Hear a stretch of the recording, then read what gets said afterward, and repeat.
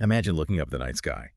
You see the stars, the constellations, the vast expanse of the Milky Way, and you think of it as the ultimate frontier. Right, the great untamed wilderness. Exactly. But what if it wasn't? What if by the time humanity actually managed to reach those stars, the entire evolution of our species, and honestly, the universe itself wasn't dictated by nature or like collective human will? What if it was just dictated by the spreadsheets of a single psychopathic CEO? It's a completely terrifying paradigm shift. I mean, we're so used to looking at human history as this chaotic, organic process, right? Societies evolve, they make massive collective mistakes, they learn over millennia. Yeah. But when you funnel all of that destiny through the lens of one corporate monopoly, history stops being a forest. It becomes a highly manicured, heavily guarded plantation. And that is exactly the landscape we are exploring today. Welcome to another custom-tailored deep dive into the source material, designed specifically for you. We've got a lot of ground to cover. We really do. Now, you followed Dominic's world-building project, verseworld, for a long time. You already know about his deeply personal background. We've talked before about how his falling out with his biological father really heavily influenced the themes of control and toxic legacy in his writing. It's woven into everything he writes. It really is. And we have explored the broad thematic strokes of this universe before. But today's mission is hyper-focused. We are looking at the literal backbone of his creation. We have our hands on the official verseworld timeline of events. And I just have to say, it is a staggering document to analyze. I mean, we are tracing the evolution of humanity starting from the very origins of the cosmos all the way to the year 50,000 plus, where humanity spans entire superclusters of galaxies. It's a lot. Right. But our goal here isn't just to, read off a list of dates. We need to look at the mechanisms behind these events. This timeline is a profound study of hubris, of technological acceleration, and the devastating literal physical consequences of unchecked corporate monopolies. Okay, let's unpack this. Because to understand how a single corporation ends up franchising the cosmos, we first have to understand the scale of the canvas they're painting on. And Dominic establishes a scale right out of the gate that immediately makes you feel incredibly uncomfortably small. Small doesn't even begin to cover it. The timeline establishes that our entire universe, everything we can currently observe, is just a fraction of reality. It starts with the multiverse, which is older than billions of years. But it scales up from there into this crazy matryoshka hierarchy. We have the megaverse, the gigaverse, and the teraverse. It's like sitting at the bottom of an impossibly large box, and every time you manage to climb out, you realize you're just sitting at the bottom of an even larger, more incomprehensible box. Exactly, like a cosmic set of Russian nesting dolls. Right. And our specific universe, Earth's universe, is born through the Big Bang roughly 13.787 billion years ago. That gives us a solid real-world anchor. The very first inciting incident in this timeline happens 3.8 billion years ago, and it has absolutely nothing to do with Earth. No, not at all. It introduces us to a species called the Thedrons. They are a highly advanced alien civilization, but we don't meet them at their peak. We meet them at their absolute lowest point. Their home planet and entire star system are just utterly destroyed. Wiped out. Right.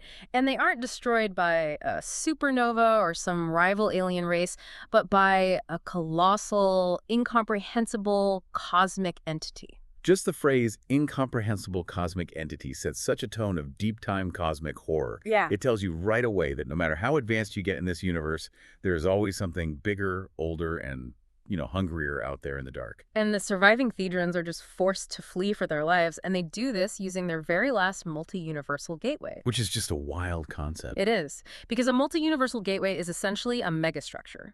Think of a machine the size of a moon requiring just immense energy, capable of tearing a stable wormhole not just through space, but through the literal fabric separating universes. Yeah, they punch a hole out of their home universe and wander the multiverse until they find a distant, uninhabited universe to settle in. And they eventually arrive on a barren mega-Earth called Ardone. And it's not a paradise when they get there. It takes them 200 years of active terraforming just to make it habitable. Which is a massive undertaking. Right. I mean, that's 2 centuries of engineering an atmosphere, seeding microbial life, stabilizing a global climate, all while completely traumatized and isolated from everything they knew. It creates this really bleak backdrop of a trapped, isolated species just surviving against the odds. But what's brilliant about the structure of Dominic's timeline is how it immediately juxtaposes that immense cosmic scale with something incredibly gritty, terrestrial, and human. Oh, totally. We jump from the multiversal refugee crisis of the Thedrons straight to the literal ground zero of Earth's future, which is Laris Island. Laros Island, this tiny speck of rock in the Mediterranean. Around 900 to 1000 AD, Polynesian voyagers actually settle it. They name it De Whenua Huna, which translates to the hidden land. You think, okay, it's an isolated, peaceful settlement. But the isolation turns dark very quickly. It really does, because geography is destiny, right? An isolated island is perfect for hiding away things or people that society wants to forget. Exactly. Fast forward to the late 19th century, between 1888 and 1919, the Kingdom of Italy takes control of the island and turns it into a brutal penal colony. They rename it Isola dei Perduti, the Isle of the Lost. They use it to lock up political prisoners, dissidents, and hardcore mafiosi. So this island literally becomes a rock defined by suffering, criminality, and absolute confinement. Then, decades later, in 1947, it passes into private hands. A man named Demetrius Leros' grandfather buys it from the Italians. And you can really see the thematic layering happening here. The cosmic horror of the entity that chased the Thedrons is seamlessly mirrored by the very human horrors of an isolated Italian penal colony. Both the aliens and the humans are operating in a universe where existence is just a brutal, confined struggle for control. And to understand how this blood-soaked, forgotten island goes from a defunct prison to the literal center of the universe, we have to look at the birth of two parallel geniuses in the late 20th century. This is where the timeline shifts from macro history into a deeply disturbing, character-driven psychological thriller. Yeah, we are looking at the late 1970s and 1980s, specifically the terrifying duality of Evan Jones and Daniel Reed. In April 1978, Evan Jones, the future founder of Kontoo Industries, is born in New York City. And then 8 years later, in October 1986, Daniel Reed is born in Ohio. We need to trace their lives simultaneously because they run in this dark, synchronized parallel. Evan is the ultimate prodigy, the kind of intellect that makes national news, you know? By age 8, in 1986, he's winning science fairs with complex, renewable energy projects. By 14, he's graduating high school. Just flying through the system. Right. By 18, in 1996, he graduates summa cum laude from Harvard with a degree in biology. At 20, he publishes groundbreaking, paradigm-shifting research on synthetic organisms. He is accelerating through the highest echelons of academia, essentially learning how to play God with biology. But let's look at what Daniel Reed is doing during those exact same years.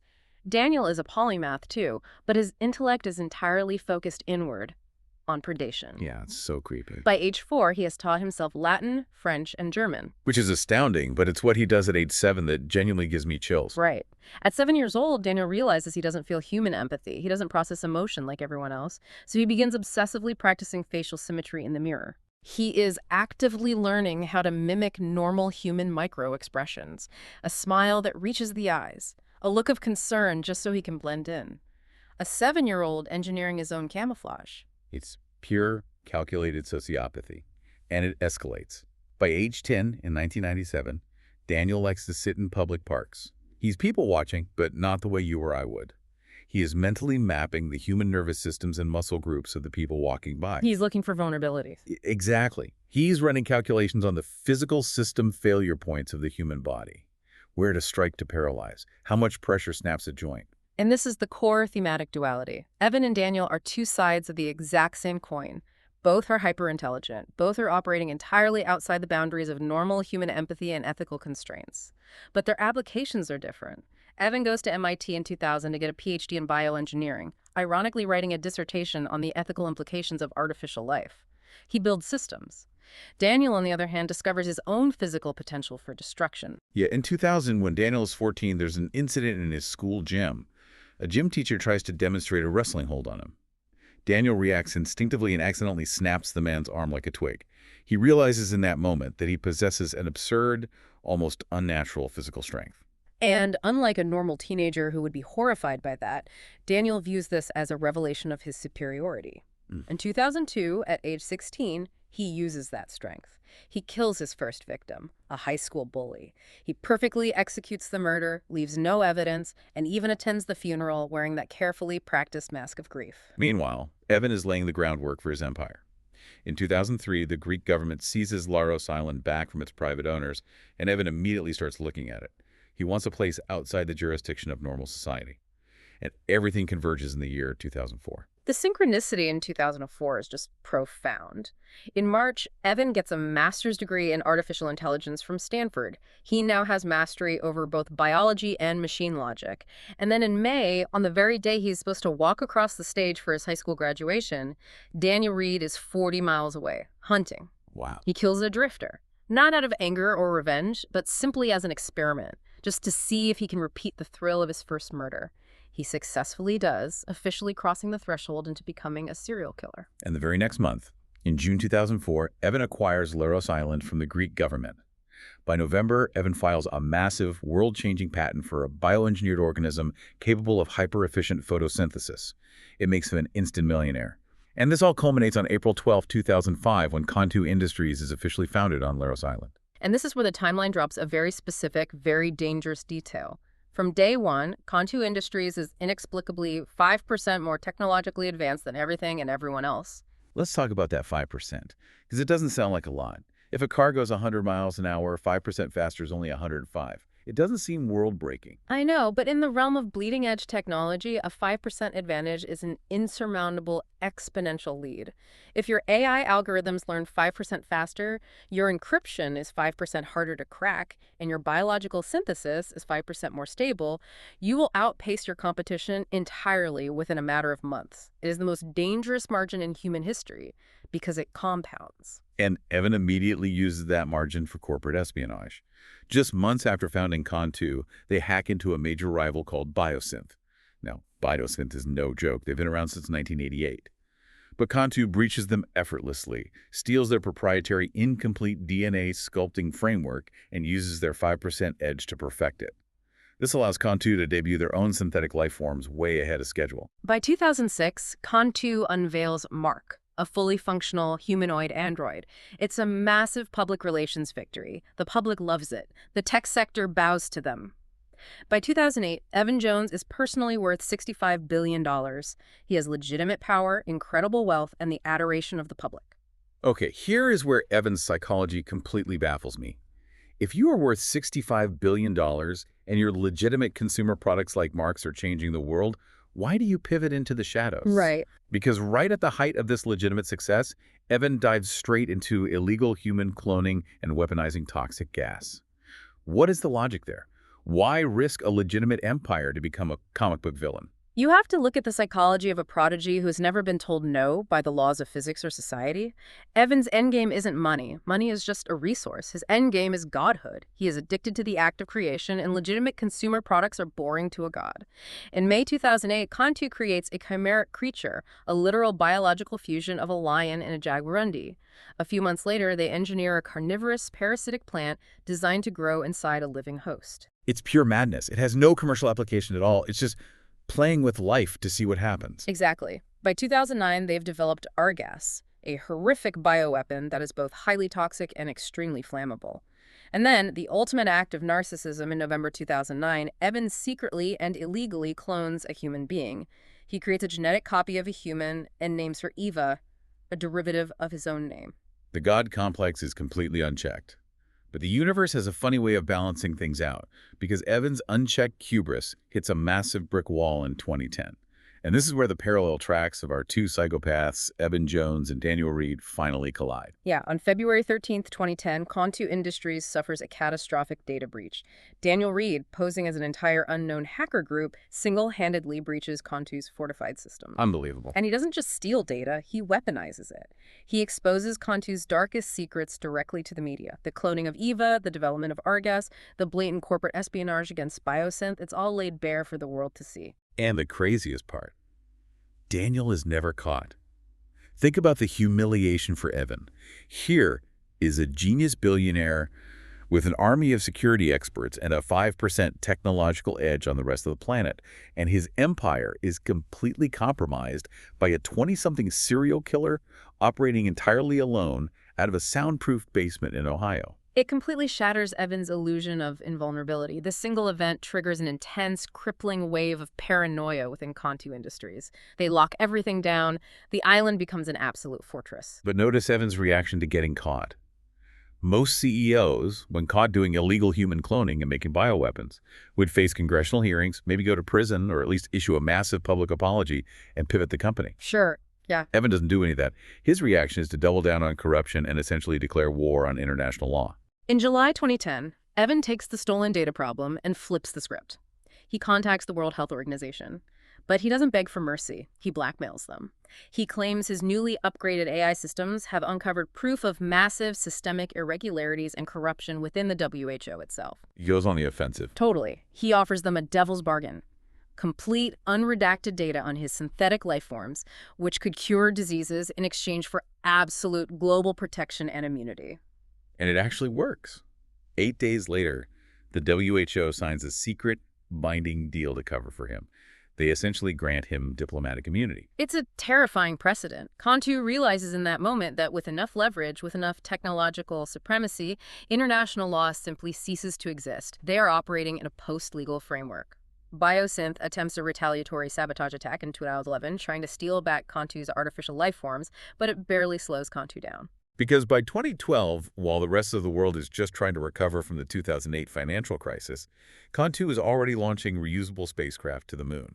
They were operating on a scale that national governments can't even comprehend, let alone regulate, which perfectly sets the stage for Evan's most secretive, ambitious, and ultimately disastrous initiative. In June 2015, Evan launches Project Hyperspecies. Project Hyperspecies is the culmination of Evan's God complex. The stated goal is to create apex life forms, biological entities that are vastly superior to anything naturally occurring on Earth in terms of intelligence, physical adaptability, and survival instincts.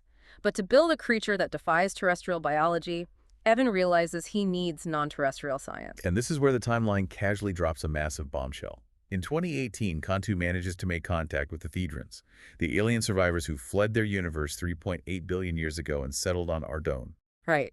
The timeline establishes that Kontoo somehow brokers a partnership with these multidimensional alien refugees.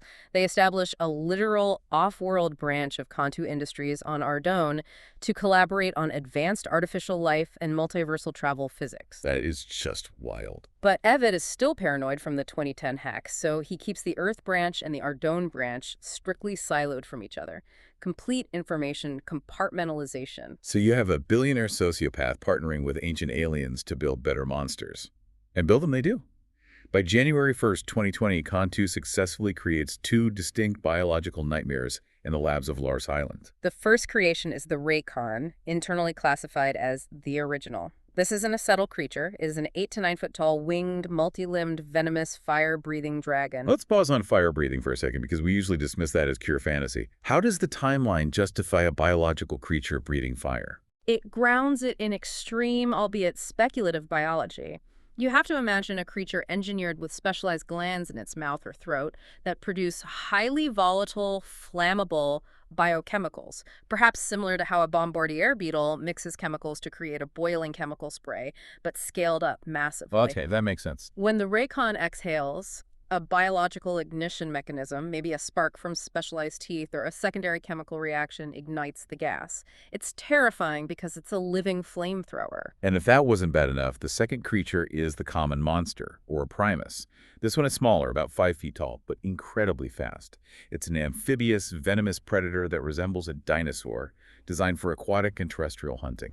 And both of these species share a massive biological red flag for anyone trying to contain them. They reproduce asexually. Asexual reproduction, specifically parthenogenesis, where an unfertilized egg develops into a new individual, is a common trait in some reptiles and amphibians. But when you engineer that into a highly adaptable, highly lethal apex predator, you are guaranteeing an extinction-level invasive species event if they ever get out. It means it only takes one single creature escaping to spawn an entire population. And of course, they get out. Here's where the timeline gets heavily grounded in reality, playing out exactly how a modern-day monster invasion would happen. On April 12, 2023, an experiment known as the amalgamation escapes and causes massive havoc at the Kontoo HQ on Lars Island. It's a huge internal breach that clearly compromises their security grid. Because just 2 months later, on June 15th, A severe coastal storm hits the island, causing a cascading system failure. The containment grids drop, and both the original and Primus escape into the wild. The documentation of their rampage through the summer of 2023 is a brilliant deconstruction of modern human psychology. It asks a simple question. If a real monster appeared today, in the era of smartphones, 24-hour news cycles, and social media, would we believe it? And the timeline suggests absolutely not. The evidence would be entirely dismissed. The day-by-day escalation is so gripping. Primus takes to the water, and the original takes to the air. By June 19, just 4 days after the escape, the original reaches the California coast completely undetected.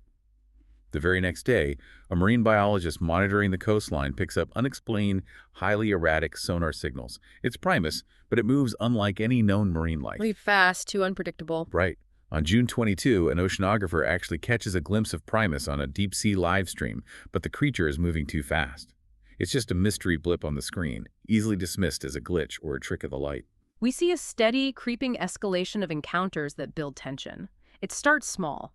Yacht crews report highly agile, aggressive, aquatic creatures pacing their boats. Coastal towns start reporting a sudden, sharp uptick in missing pets. Fishermen tell stories of seeing something in the water that is long but not gigantic. By July 1, campers in remote California forests are finding large, unidentifiable, multi-toed tracks in the mud. And this is where the institutional gaslighting kicks in. Yeah. On July 2, a hiker manages to take a blurry photo of the original moving through the trees. The photo goes viral online, and what happens? Wildlife experts and debunkers immediately declare it a hoax. They say it's probably a bear with mange or a clever Photoshop job. Typical. On July 3, highway traffic cameras catch a silhouette of the original crossing a road at night. Local officials say it's a technical glitch with the camera sensor. It highlights a fatal flaw in the human mind, which is normalcy bias. When faced with a paradigm-shifting, terrifying reality, our brains will invent any excuse, no matter how flimsy, to avoid acknowledging the threat. We desperately want the world to make sense according to the rules we already know. But it gets undeniable on July 5. An unexplained, localized power outage hits a coastal city.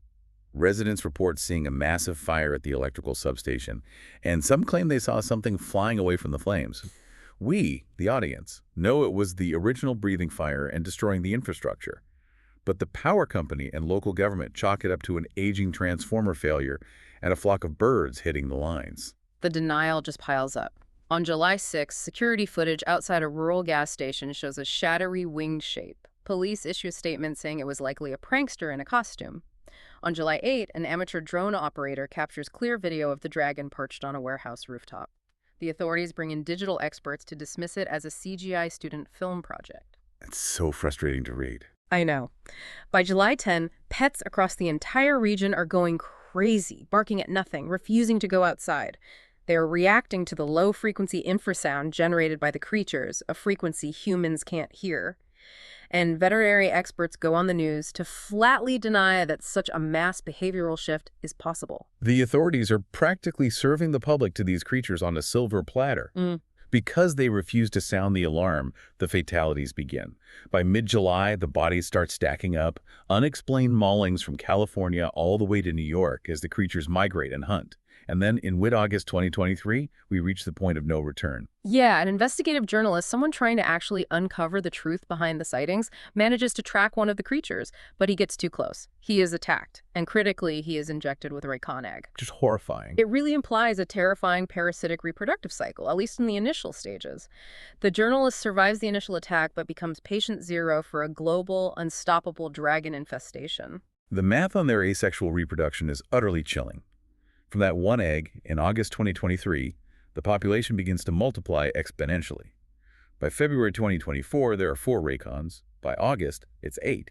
By February 2025, it hits 16. The timeline projects that by 2030, they will hit a population of 100 and begin spreading globally beyond North America.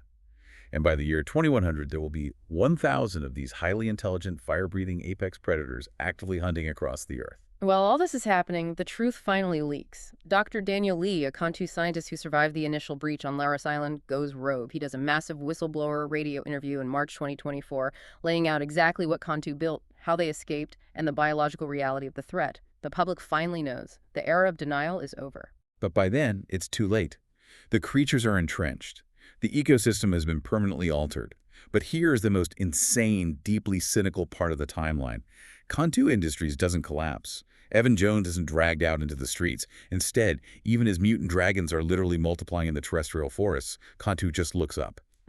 They realize Earth is becoming a mess, but it's just a stepping stone. They shift their focus to the stars, ushering in the solar empire. This era spans roughly 2025 to 2070. Kontoo leverages its massive technological superiority to achieve an absolute unbreakable monopoly over human progress, and the foundation of this empire is energy. In 2029, they achieve the holy grail of physics, a sustained, net-positive nuclear fusion reaction. Now, we hear about fusion all the time, but Kontoo's fusion is specific. They use a deuterium-helium-3 fuel cycle. Why is that specific fuel combination so important? It's crucial because it's aneutron. Most fusion concepts, like deuterium-tritium, produce high-energy neutrons. Those neutrons bombard the reactor walls, making them radioactive and brittle over time, and a lot of energy is lost as heat.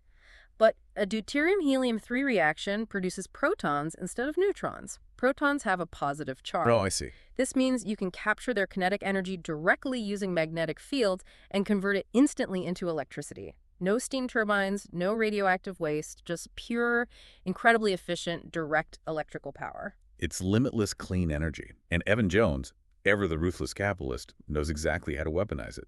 The technology was initially developed for advanced space propulsion, but he authorizes a terrestrial variant for power generation.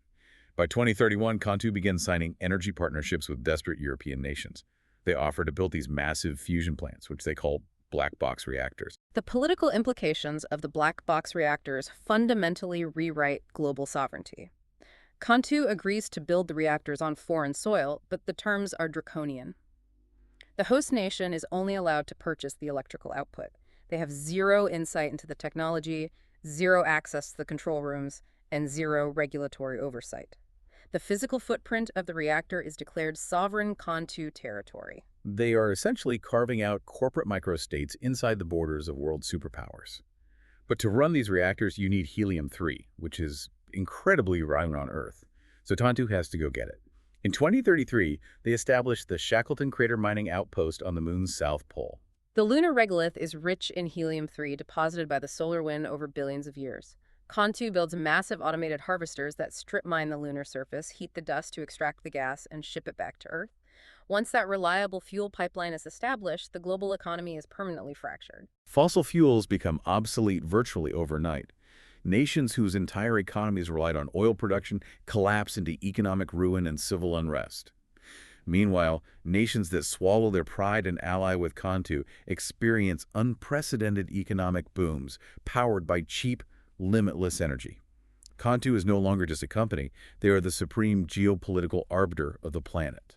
And if a superpower tries to resist, Kontoo simply flexes its muscle. In 2042, the United States and China both attempt to nationalize the Kontoo reactors within their borders, citing national security concerns over having foreign corporate territory supplying their power grids.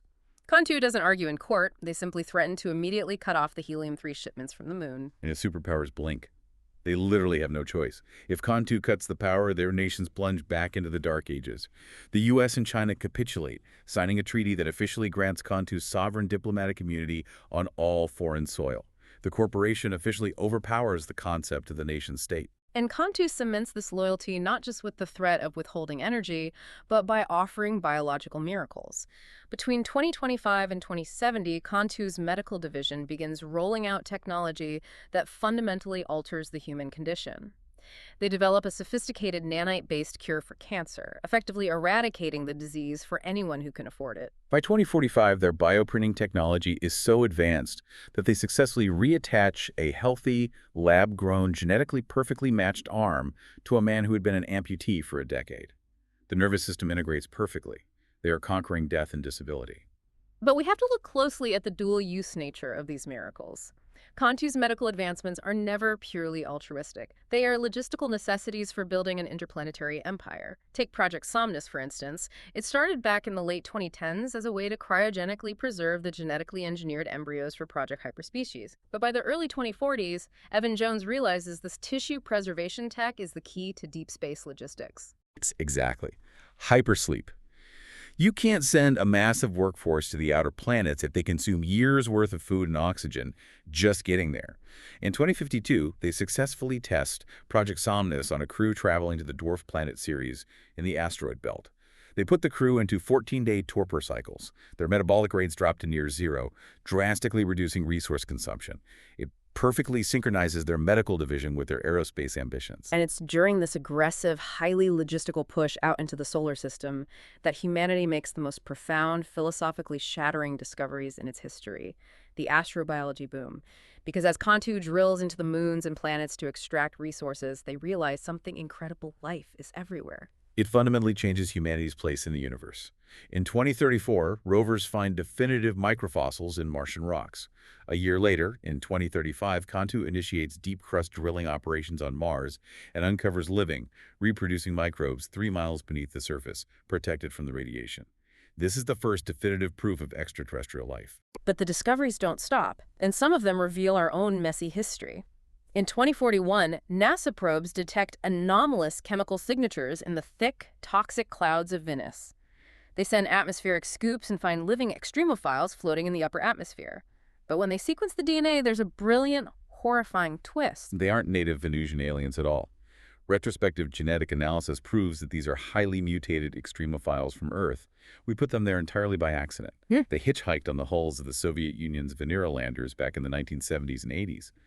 Those microbes survived the harsh entry, adapted to the acidic clouds over decades, and evolved. We literally polluted another planet with our own biology. It underscores a theme of human carelessness that runs throughout the timeline. But as they push further past the asteroid belt, the true native alien life becomes undeniable. In 2052, deep drills find microbial life thriving in the dark subsurface brines of Ceres. In 2063, heavy landers melt through the miles of ice on Jupiter's moon Europa, drop submersibles into the pitch-black subsurface ocean, and find complex multicellular life clustering around hydrothermal vents. And it just keeps going. 2066, they find life clinging to the deep tectonic fault lines of Ganymede. 2068, they fly sample return missions directly through the massive cryovolcanic vapor jets erupting from the south pole of Saturn's moon Enceladus, and the sensors capture living cells being blasted out into space. 2074, they find methane-based life in the hydrocarbon lakes of Titan. 2079, life under the ice of Mammoth. It creates a massive paradigm shift. I mean, for all of human history, we viewed Earth as a unique, fragile oasis in a dead, sterile void. But the timeline reveals that the solar system isn't dead. It's a massive, frozen aquarium. Life is abundant, resilient, and hiding just beneath the frost line of almost every major body. I really want you to stop and imagine the psychological whiplash of living through the 2030s and 40s. Just picture your life. You are living in a major city, maybe Tokyo or New York. The power keeping your lights on and your food cold comes from a monolithic, black box fusion plant owned by a sovereign corporation that the government can't legally touch. Right. Meanwhile, there are literal fire-breathing dragons multiplying in the national forests, creating no-go zones that authorities still occasionally try to downplay. And every time you turn on the news, another probe has poked a hole in a distant moon and found alien microbes swimming around in the dark. What does that do to the human psyche? It creates a deep sense of displacement. Ugh. Earth stops being the center of reality. It becomes just the starting line, and a rather chaotic, dangerous one at that. The future is clearly off-world. But to build this massive off-world infrastructure, the orbital shipyards, the lunar mines, the asteroid belt transit hubs, Kontoo requires an immense workforce. And throughout the 2070s, there is a massive exodus. Millions of blue-collar workers leave Earth to operate the frontier. And whenever you have millions of laborers operating in harsh, lethal environments with highly restricted resources, while the executives back on Earth reap the profits, a revolution is practically guaranteed. Which leads us to the breaking point: the Helios tether, secession, and war. The catalyst for this inevitable conflict is a Kontoo initiative called the Genesis Program. Evan Jones initiated it before his death, and by the 2070s, it is fully commercialized. It involves creating genetically augmented humans known as the Starborn. These individuals are engineered to withstand higher radiation, lower gravity, and require less oxygen. They are the ultimate space workforce. But engineering a new species of human and fueling the massive EF2 Helios drives needed for the increasingly bloated interplanetary supply chain requires an astronomical amount of energy. So Kontoo makes a calculated, brutal decision. They begin rationing the helium-3 shipments to Earth, keeping the lion's share for their off-world projects. The squeeze is on. By 2080, rolling blackouts return to Earth. The global grid, entirely dependent on Kontoo, begins to fail. Kontoo basically tells the terrestrial governments to calm down and wait, promising they are building a permanent solution. And that solution is the Helios Mirror. Between 2092 and 2099, Kontoo undertakes an engineering project that is hard to fathom. They build a massive orbital mirror array, essentially a partial Dyson swarm, around the planet Mercury. It collects raw, unfiltered solar energy directly from the sun. But how do you get that power back to Earth? You beam it. They use the mirror array to focus the collected solar energy and convert it into high-frequency microwaves. They beam these microwaves across millions of miles of space directly to massive rectennas built on Earth. A rectenna is a specialized rectifying antenna. It receives the microwave energy and instantly converts it back into direct current electricity, feeding it straight into the grid. It is an incredible feat of engineering. When the Helios Mirror comes fully online in 2100, it provides so much power that Earth permanently decommissions all of its aging fusion plants and remaining terrestrial infrastructure. Wow. Yeah. But they trade total energy independence for total, literal convenience. They replace the helium leash with the Helios tether. Earth is now entirely 100% dependent on a single beam of invisible power coming from an installation orbiting Mercury. It is the ultimate geopolitical trap, and it sets the stage for a catastrophic power struggle. Because while Earth is enjoying limitless beamed energy, the off-world workers known collectively as the Frontier Faction are suffering under brutal quotas and harsh conditions. Back in 2082, workers on Mars and Ceres formed the Outer Rim Trade Union, or TOR2, to collectively bargain and protect their own meager fuel allocations. Think about the sociology of this. You have a parent company, Earth, relying entirely on a neglected, exploited branch office, the Frontier Faction, to keep the lights on and the profits flowing. And out of this exploited union rises a man named Nathan Beck. Nathan Beck is a pivotal figure. He was born on Mars Base Alpha in 2071. He enlists in the Frontier Security Force, proving his tactical brilliance, and eventually becomes a high-level administrator at the Helios Mirror itself in 2099. By 2105, he is promoted to Director of Frontier Operations. What makes Beck so dangerous to Earth is that he represents a new breed of human. He has never set foot on Earth. He's never felt natural rain or breathed unscrubbed air. He owes absolutely no cultural or emotional allegiance to a green world he's never seen. His loyalty is entirely to the dust, the vacuum, and his fellow colonists. And the tension finally snaps in 2103. The Helios Mirror is operating at maximum capacity, pushing terawatts of power to a desperate, energy-hungry Earth. But a critical calibration error occurs in the distribution network. To prevent a brownout on Earth, the system automatically starves Mars Base Alpha of power for several days. Life support systems fail, people freeze. It proves once and for all to the colonists that Earth will always, without hesitation, prioritize its own comfort over the survival of the frontier. The Martian colonists realize that as long as Earth controls the distribution, they are highly expendable collateral damage. So in 2108, Director Nathan Beck takes the only logical, albeit devastating, action available to him to protect his people. He declares full Martian independence. The Frontier Faction officially secedes from Earth's control. But he doesn't just declare independence on paper. He uses his insider knowledge to seize physical control of the Helios Mirror orbiting Mercury. It is the ultimate hostile takeover. Beck sends a message to Earth demanding recognition of the Frontier Republic. When Earth hesitates, Beck flips the switch. He physically cuts the microwave power beam. Because Earth decommissioned all its backup power plants decades ago, the effect is instantaneous and apocalyptic. Billions of people are instantly plunged into darkness. The grid collapses, communication networks fail, and modern terrestrial civilization grinds to a halt. The interplanetary war breaks out, lasting from 2108 to 2112. But this isn't a war of massive fleet battles. It's a war of attrition, sabotage, and blockades. And it culminates in one of the darkest, most heinous moments in the entire 50,000-year timeline: the Stirling Sanction. In 2109, a high-ranking Kontoo executive loyal to Earth, Director Maxwell Stirling, decides to end the war using the darkest remnants of Evan Jones's legacy. He authorizes a retaliatory strike with horrifying disproportion. He deploys a highly modified, highly contagious bioweapon known as the Death Virus, or DD-01s, directly into the closed atmospheric systems of Mars Base Alpha and the mining habitats on Ceres. The virus is designed to be 100% lethal in a closed environment. It sweeps through the colonies like wildfire. The timeline notes a total loss of life in those specific habitats. It is a complete, calculated genocide of the primary frontier hubs. And it backfires spectacularly on Earth. The Stirling Sanction triggers the Great Collapse. Because by wiping out the skilled workforce on Mars and Ceres, Stirling shatters the entire interplanetary supply chain. There is no one left to mine the ore, maintain the transit hubs, or repair the automated systems. Space habitats fail and are abandoned. The flow of resources stops entirely. Humanity is brought to the absolute brink of extinction, not by an alien threat or a natural disaster, but by its own corporate overlords fighting over the scraps of a monopoly. It takes 2 years of absolute misery and near collapse before the remnants of Earth's governments finally say enough is enough. In 2111, a revitalized, highly militarized United Nations force infiltrates Laros Island. They finally breach the fortress, neutralize Stirling, and secure the remaining bioweapons. The reign of Kontoo Industries as an unchecked, sovereign entity is over. This forces a hard reset for the entire species. In 2112, the UN mandate is officially established. All of Kontoo's massive assets, patents, and infrastructure are seized and placed under strict international control.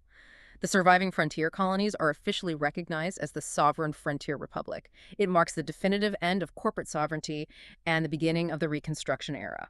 And this era is desperately needed because the solar system is in ruins. The person tasked with cleaning up this mess is a new visionary, Dr. Kaylin Reyes. She was born in 2090, lived through the blackout and the war, and in 2115 she's granted a UN charter to revive the technological output of Kontoo Industries, but under a radically different philosophy. She implements what she calls the 90-10 model. The 90-10 model is a brilliant piece of political and scientific compromise. 90% of all resources, funding, and output are dedicated strictly to public reconstruction. This means repairing the power grids on Earth, rebuilding the damaged habitats on Mars, and stabilizing human society. But Reyes knows that if humanity just focuses on rebuilding the past, they will stagnate. So 10% of the resources are secretly funneled into highly advanced experimental research, codenamed Project Forge. And the result of this model produced some of the most elegant, awe-inspiring megastructures in the timeline.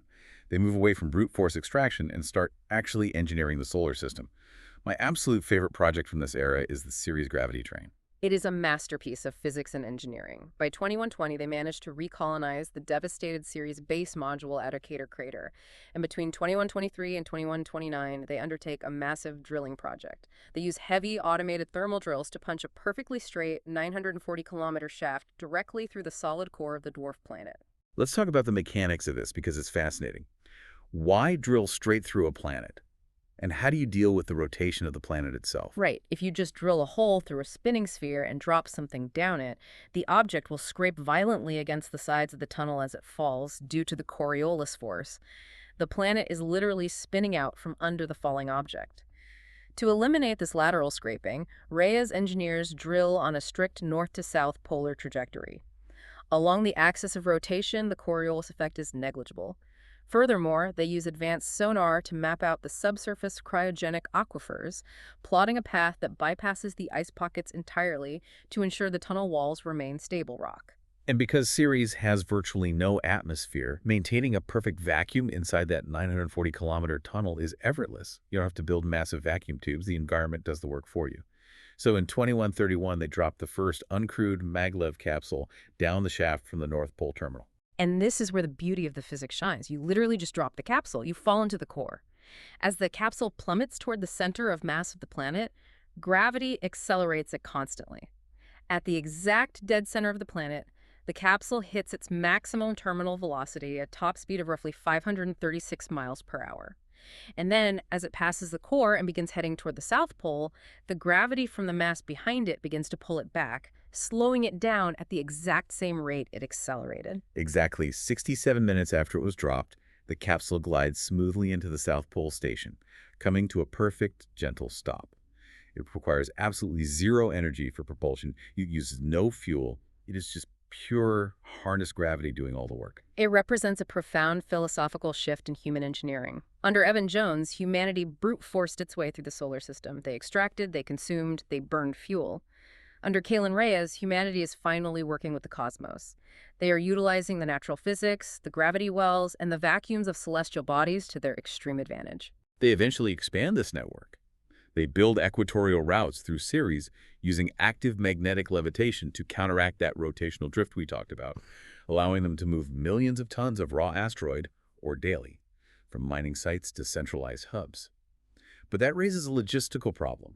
Once you have millions of tons of ore at the equator, How do you get it off the planet efficiently without burning massive amounts of rocket fuel? You build a space elevator. By 2140, they anchor a massive 1,800-kilometer tether made of woven carbon fiber nanotubes directly at the equator of Ceres. The gravity trains bring the refined ore to the base station, the cargo is transferred to mechanical climbers, and those climbers ride the tether all the way up into orbit, using electrical power drawn directly from solar arrays. They attach the top of the tether to a captured asteroid, which acts as a counterweight, using centrifugal force to keep the cable taut. They completely eliminate the massive fuel costs and weight penalties of launching cargo rockets from the surface. The pacing of this recovery is truly extraordinary. Consider the timeline. We went from a rogue biological dragon setting a coastal power station on fire in 2023 to a devastating interplanetary war, to building a frictionless gravity tunnel and a space elevator on a dwarf planet just a little over a century later. Human resilience, when properly directed, is staggering. And the momentum doesn't stop. Dr. Ray's mentor is a brilliant successor, Dr. Arian Kenji, who takes over the UN Mandate's scientific division in 2178. Under Kenji, the expansion continues to the furthest, coldest edges of the solar system. They build outposts on Makemake, Sedna, Triton, and Haumea. By the dawn of the 23rd century, our entire solar system is effectively a settled, industrialized neighborhood. The frontier has been conquered. But as Dominic's timeline reveals, a single solar system, no matter how heavily industrialized, is just a puddle. The true destiny of humanity, and specifically the genetically augmented starborn who thrive in deep space, lies in the deep ocean of the universe. Which brings us to our final massive leap in the timeline, the galactic ascendancy. Because if you want to leave the solar system and actually reach other stars within a human lifetime, you have to break the ultimate unbreakable law of physics. You have to break the speed of light. And you can't just build a faster rocket to do that. The mass energy equivalence means that as you approach the speed of light, your mass becomes infinite, requiring infinite energy to accelerate. You have to cheat. The groundwork for this cheat starts in the 2220s.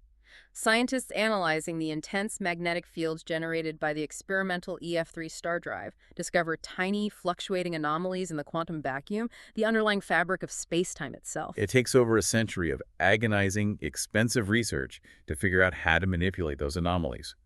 But in 2350, deep in the frozen, stable bedrock of the Kronigate Station in Antarctica, they finally achieve a breakthrough. They manage to stabilize a microscopic wormhole. Now, a wormhole, theoretically known as an Einstein-Rosen bridge, is a tunnel that connects two disparate points in space-time, folding the universe like a piece of paper so you can step from one side to the other instantly. The first one they create is incredibly fragile. It only stays open for 0.04 seconds, and it requires the entire electrical output of multiple Helios mirror arrays focused on a single point just to prevent it from collapsing. But in that fraction of a second, it successfully transports a single photon instantaneously across the laboratory. That single microscopic flash of light changes the entire trajectory of the human species. Over the next 30 years, they scale the technology massively, moving it from the microscopic to the macroscopic. By 2380, they build the Soul Gate. These are massive stationary rings constructed in space, capable of generating the exotic matter needed to keep a large wormhole stable. One ring is stationed in orbit near Earth, and the other is towed at sublight speeds all the way out to the Kuiper Belt. When activated, they instantly link the inner and outer solar system, reducing a journey of years to a matter of seconds. But the real emotional and historical payload of this technology happens in the year 2400. Humans finally launched the very first crewed, faster-than-light ship, the Alcubierre. They used the advanced, miniaturized wormhole tech to jump instantly to the nearest star system, Proxima Centauri b. Now, why is this specific destination so historically important in the timeline? Because it's a rescue mission of sorts. Back in 2250, 150 years prior to this jump, humanity had launched a sublight sleeper ship called the Odyssey to that exact star. The timeline notes that the Odyssey arrived at Proxima Centauri b in 2290. The colonists woke up completely isolated, light years away from any help, and began setting up a harsh, grueling mining colony on a barren world. It took them decades just to build a transmitter powerful enough to send a simple "we're here" signal back to Earth, a signal that itself took over 4 years just to travel the distance. I can't even imagine the psychology of that colony. Your great-grandparents left Earth knowing they would never, ever see it again. You were born under an alien sun, assuming your entire existence will be a lonely struggle in the dark. And then suddenly, in 2400, a massive, shiny ship from Earth just pops into existence in your orbit out of thin air, knocks on your front door and says, "Hey, we brought a Stargate. You can go back to Earth for the weekend if you want." The psychological relief of that reconnection must have been profound. It officially ends what historians in the timeline call the long night of space travel. Humanity is no longer fragmented by the vast, insurmountable distances of space. They are a cohesive, interstellar species. And from there, the expansion is explosive. It's a gold rush on a galactic scale. By 2450, specialized jump ships are mapping and colonizing the Sirius and TRAPPIST-1 systems, leaving permanent beacon gates behind to link everything back to the Sol hub. By the year 2600, humanity effectively controlled the entire Orion arm of the Milky Way galaxy. That is a radius of 1,000 light years. Earth is no longer the center of civilization, its geopolitical relevance fades, and it is simply, almost affectionately referred to as the Old World, a museum planet. By 2700, they achieve another massive milestone. They discover the first intelligent, spacefaring extraterrestrial civilization native to our galaxy. Which proves that the Thedrons, all those billions of years ago, weren't a fluke. The universe is populated. Though the timeline makes a careful note that while microbial life is everywhere, intelligent spacefaring life is exceptionally rare. They encounter peaceful civilizations, deeply malicious ones, and many species that achieved intelligence but simply never developed the desire or technology to leave their home planets. As humanity interacts with these species and absorbs new knowledge, their scientific capability reaches astronomical levels. By 2800, human science stations are literally orbiting Sagittarius A star, the supermassive black hole at the very center of the Milky Way. They are using the extreme time dilation and gravitational shear of the black hole to harvest immense gravity data, allowing them to build even more efficient, longer-range wormholes. By the year 3000, humanity officially crosses a massive theoretical threshold. They become a true Type II civilization on the Kardashev scale. To explain that briefly for anyone unfamiliar, the Kardashev scale measures a civilization's level of technological advancement based on the amount of energy they are able to harness. A Type I civilization can harness all the energy of its home planet. We aren't even there yet today. A Type II civilization can harness the entire total energy output of its host star, typically by building a full Dyson sphere around it. Humanity in the year 3000 has mastered stellar scale engineering. Energy is essentially infinite. And when you have infinite energy, a single galaxy eventually becomes too small. The Milky Way gets crowded. So, they look to the intergalactic void. In 3200, they begin the push to colonize the Large Magellanic Cloud, a satellite galaxy of the Milky Way. But traveling between galaxies presents a unique logistical nightmare. The space between galaxies is essentially a vacuum devoid of stars. There is nothing out there to power the jump gates or refuel the ships. So humanity's engineers devise a solution that defies comprehension: tanker gates. They build a chain of linked wormhole stations suspended in the absolute nothingness of the intergalactic void. Because there are no stars to power them locally, these gates are pumped full of raw solar energy continuously beamed through the wormhole network directly from Earth's sun and other captive stars. They're running an extension cord of pure stellar plasma across millions of light years of empty space. It is an infrastructure project on a scale that makes the Helios mirror look like a child's toy. And it works. Humanity spreads to the Andromeda Galaxy and the Triangulum Galaxy by the year 4000. But as they spread across this unfathomable distance, encountering vastly different gravitational fields, radiation environments, and alien ecologies, something fundamental happens to the species itself. They stop being entirely human. The timeline notes a massive permanent divergence of the species. To survive these extreme environments, the human biological template splinters into multiple variations. You see a massive rise in transhumanism. Some populations heavily modify their genetics, becoming colossal, robust beings adapted to survive in extreme gravity wells or even the hard vacuum of space without a suit. Others reject biology almost entirely, becoming heavily mechanized cyborgs, replacing fragile flesh with durable, self-repairing alloys. And the most extreme divergence is the mind uploading. A massive portion of the human population decides that physical bodies are just a liability. They undergo processes to map their neural pathways perfectly, transferring their consciousnesses entirely into massive, decentralized machine mainframes. They become immortal, digital entities, free from disease, aging, and the physical constraints of the universe. Which brings us face to face with a very dark concept as humanity pushes deeper into the cosmos: the Great Filters. As this post-human society begins colonizing the massive Virgo cluster around the year 5000, they start finding the remnants of other ancient civilizations. Civilizations that were perhaps as advanced as humanity but didn't make it. They find dead worlds, shattered Dyson spheres, and dormant machine intelligences. These are the victims of the great filters, the theoretical barriers and the Fermi paradox that prevent civilizations from surviving long term. Some were wiped out by cosmic hazards like gamma ray bursts, some by hostile alien encounters, and many by their own hubris and internal wars. The profound implication of the timeline here is that the great filters are real and they are lethal.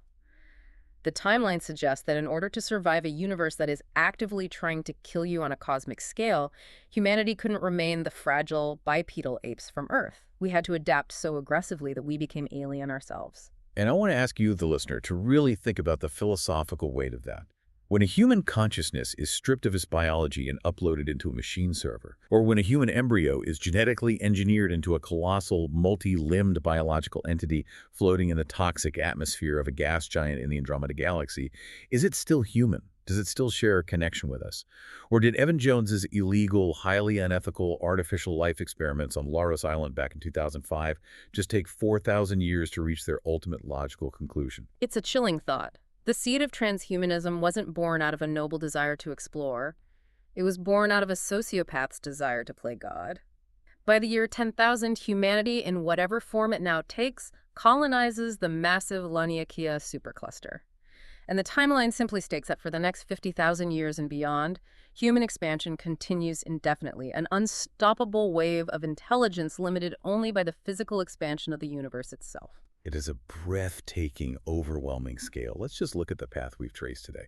We started with a traumatized alien race, the Thedrans, fleeing the destruction of their universe 3.8 billion years ago. We moved through the dark, psychological beginnings of a psychopathic serial killer mapping human nerves in a public park to the rampant, unchecked hubris of a corporation creating fire-breathing dragons and blackmailing the World Health Organization. And we followed that exact same thread all the way to humanity becoming a multi-galactic, godlike species navigating superclusters and building wormholes. And this raises one final, deeply provocative thought for you to mull over as we conclude. Throughout this entire 50,000-year journey, I want you to look closely at the catalysts for human progress. The nanite pure for cancer, the logistics of hypersleep, the miracle of net-positive helium-3 fusion, the gravity trains, the star drives and the wormholes. They all trace back to one source. Exactly. Virtually every massive technological leap forward that allowed humanity to become gods, to conquer the great filters and spread across galaxies, was rooted in the foundational patents, the stolen biotech, and the deeply unethical, highly illegal experiments of a single 21st century corporation, Kontoo Industries. It brings us right back to where we started this conversation. That messy, organic forest of human history where societies evolve and learn together was completely paved over by Evan Jones's corporate spreadsheet. His monopoly dictated the entire future of the species. It's the ultimate monopoly. They didn't just own the Earth's energy grid. They bought the future of evolution. So you have to ask yourself a very uncomfortable question. In the end, did humanity actually conquer the stars? Or did Kontoo Industries simply franchise the cosmos? When the stars themselves are powered by corporate patents, the line between exploration and exploitation simply ceases to exist. And on that deeply unsettling note, we are going to wrap up this deep dive into the verseworld timeline.